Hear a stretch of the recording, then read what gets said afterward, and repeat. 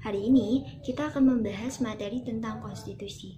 Konstitusi merupakan segala ketentuan dan aturan dasar mengenai ketatanegaraan. Nah, berdirinya sebuah negara tidak lepas dari adanya konstitusi yang mendasarinya. Konstitusi dapat berupa hukum dasar tertulis dan hukum dasar tidak tertulis. Konstitusi merupakan dasar dari tatanan hukum sebuah negara yang di dalamnya terdapat perlindungan terhadap hak asasi manusia (HAM) dan mengatur ketatanegaraan distribusi kekuasaan dalam penyelenggaraan negara.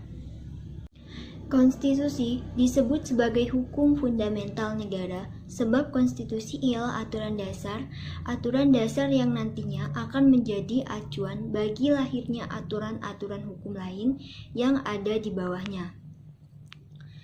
Konstitusi dalam arti formal adalah suatu dokumen resmi, seperangkat norma hukum yang hanya dapat diubah di bawah pengawasan ketentuan-ketentuan khusus yang tujuannya adalah untuk menjadikan perubahan norma-norma ini lebih sulit. A. Teori perubahan konstitusi. Pasal 3 Undang-Undang Dasar Negara Republik Indonesia tahun 1945 telah memberikan wewenang kepada Majelis Permusyawaratan Rakyat atau MPR sebagai lembaga yang berwenang mengubah serta menetapkan undang-undang dasar. Hal tersebut dipertegaskan dalam pasal 37 yang menjelaskan aturan dalam melakukan perubahan terhadap undang-undang dasar, seperti quorum dalam pengusulan, pembahasan, serta penetapan dan larangan terhadap perubahan undang-undang dasar. Melakukan suatu perubahan konstitusi pada dasarnya tidak hanya dilakukan melalui suatu proses amandemen. Were mengatakan bahwa perubahan konstitusi sulit untuk digambarkan atau dinilai terutama karena ia tidak statis. Cara-cara perubahan konstitusi dapat dilakukan melalui mekanisme proses amandemen formal, mekanisme proses keputusan yudisial, dan melalui terbentuknya adat dan kebiasaan.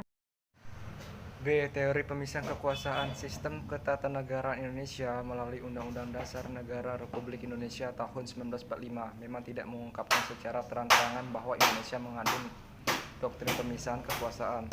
Namun jika dilihat dalam UUD NRI 1945 terdapat prinsip pemisahan kekuasaan di dalam pasal-pasal yang mengatur tentang kewenangan lembaga negara.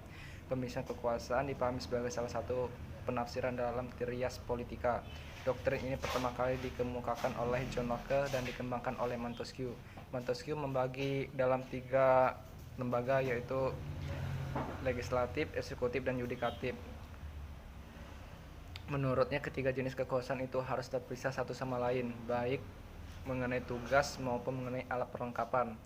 Montesquieu, kekuasaan legislatif adalah kekuasaan untuk mengatur undang-undang, kekuasaan eksekutif meliputi penyelenggaraan undang-undang, dan yudikatif adalah kekuasaan mengadili atas pelanggaran undang-undang.